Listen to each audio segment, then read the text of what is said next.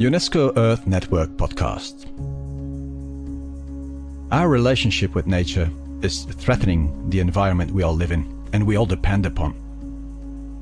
We must reconcile with nature.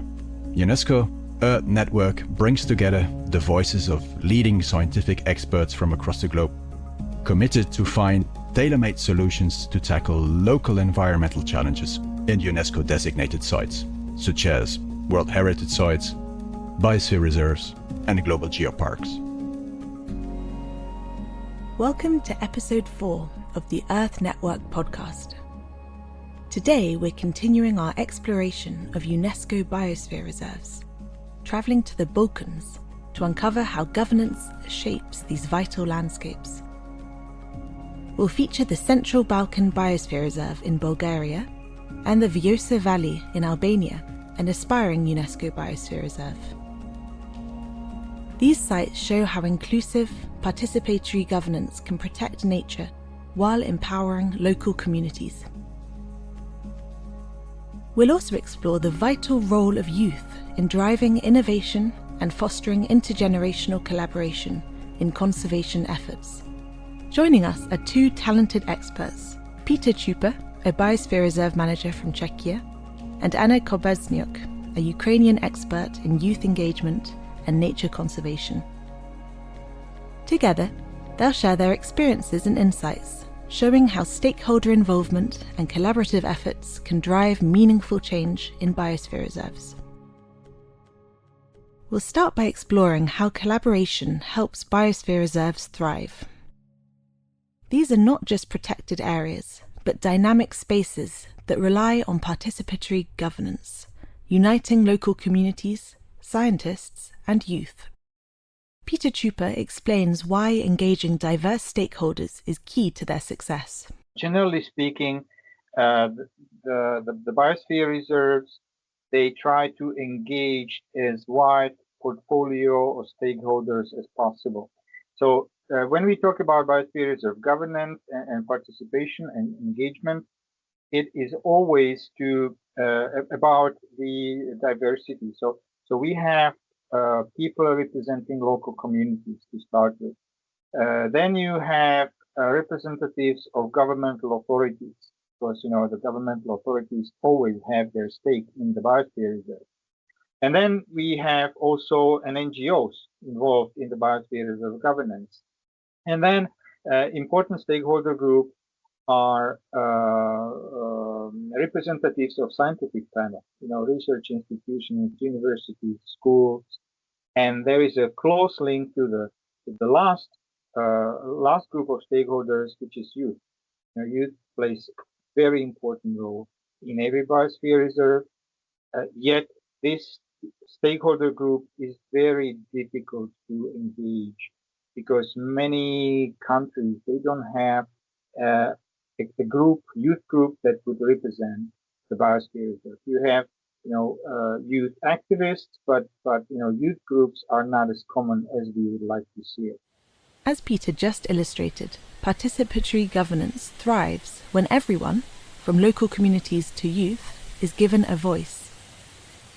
But this is easier said than done. Youth engagement in particular often proves challenging, especially in the early stages of establishing biosphere reserves, as seen in the Vjosa mission. Anna delves deeper into this topic, sharing her experiences in the Vjosa Valley to explain why engaging youth is crucial for the future of biosphere reserves and how their voices can shape governance in a meaningful way.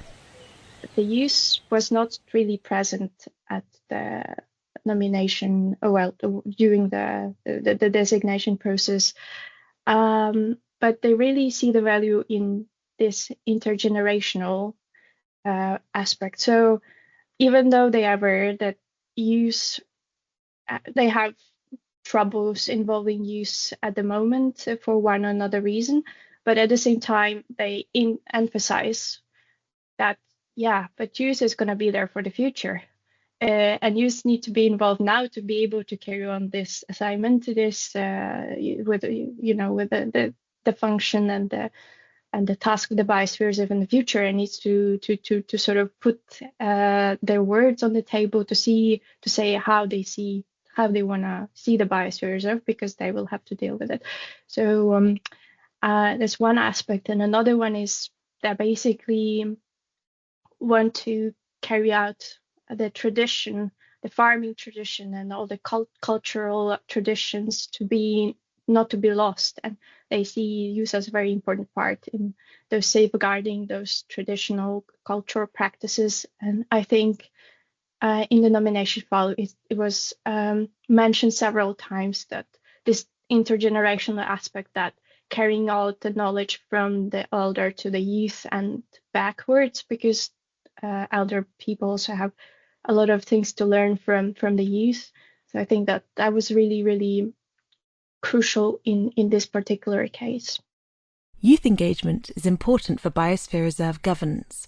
However, translating a common vision into action is a challenge.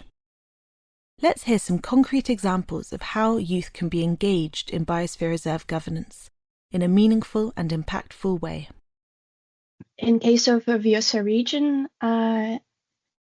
I think in the nomination file, youth play quite an important role in the management structure, as they are proposed to be as an advisory board and part of the external collaboration and organization, because it's not only about inviting youth to join the meeting, but also inviting youth to join the table and creating the room where they can openly speak, and they can hear that they're not only been listened, but also they've been heard, and what they said is actually put on the action plan and the sort of decision being made.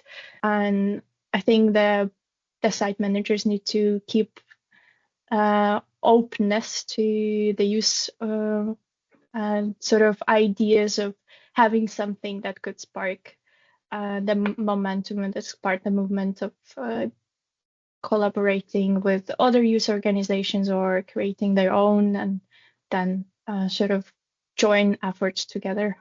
One of the key points raised by Anna is that for youth to have a meaningful impact in Biosphere Reserve governance, they need to be part of the advisory board. Together with the management board and the implementation team, these three units are crucial for a well-functioning participatory governance system. Let's hear from Petr on how both missions involved engaging with a diverse group of stakeholders to participate in the governance of the Biosphere Reserve. We have a pretty good idea how the Biosphere Reserve governance structure should be formed. So basically, it should be consisting of three main units. The first unit is the decision-making unit. That's the Biosphere Reserve Management Board. So these people are making the long-term decisions. They adopt the strategies, and they represent the largest stakeholder groups in the Biosphere Reserve.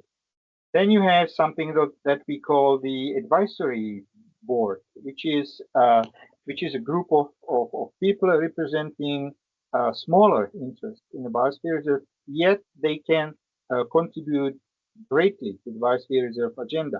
And usually these people represent groups that they don't want to be directly involved in the decision-making process in the Biosphere Reserve. And the third unit is implementation team. The implementation team are, professionals. It can be just a small team of people, professionals that make the decisions reality. So they're accountable to the Biosphere Reserve Management Board, and they are working with and for the Biosphere Reserve as professionals. And when you talk about different stakeholder groups engaged in the Biosphere Reserve governance, you have to take into account these three governance units, these basic governance units. As Petr described, the synergy between the management board, advisory board, and implementation team is the key to a successful governance model. Interestingly, applying this approach in both Bulgaria and Albania revealed similarities in stakeholder attitudes, despite the two countries being at different stages of their Biosphere Reserve journeys. Petr shares insights into these commonalities and the lessons learned from both missions, offering inspiration for other biosphere reserves in the region and beyond. These similarities, I would say the situation was very same in both countries. The only difference was that in Bulgarian mission, there was already existing biosphere reserve. So there was a already established biosphere reserve, and they were working on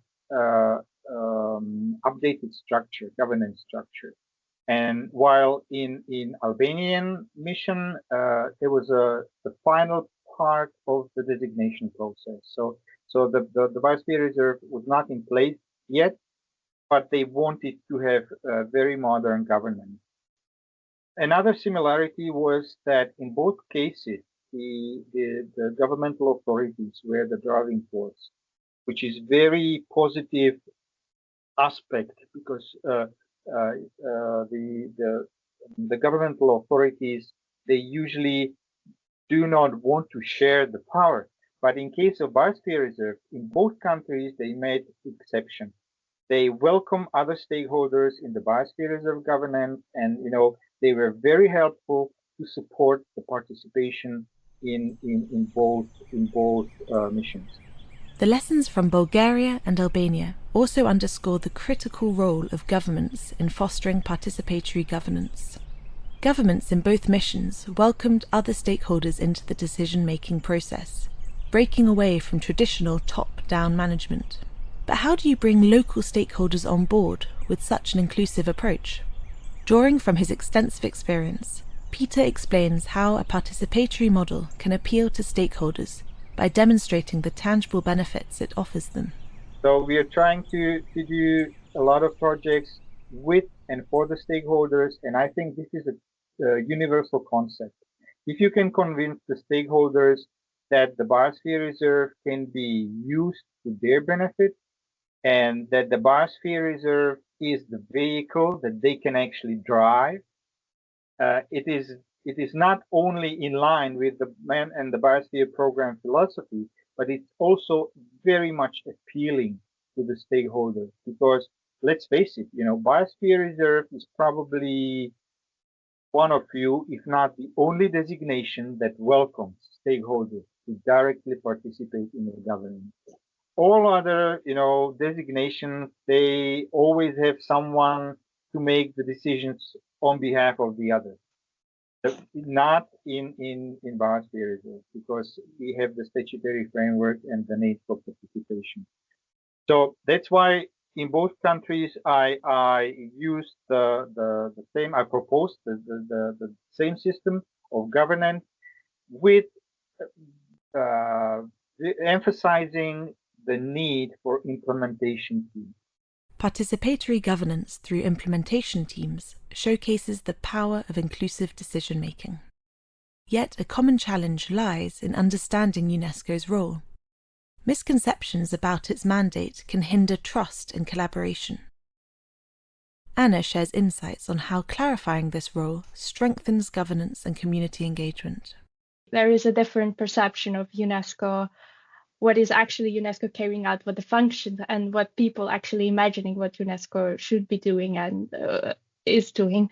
And that was a big discovery for me, because when people at the mission during our workshop we had with the stakeholders, they were asking us to decide for them how the Biosphere Reserve should look like. And that was the biggest sort of takeaway for me, that people consider UNESCO completely different, see it in completely different light than it is actually according to the statute and the other documents. Clear communication about UNESCO's role is vital for building trust and cooperation. By comparing governance approaches in two contexts, we can see its importance for conserving biodiversity and supporting sustainable development. Thank you for joining us today.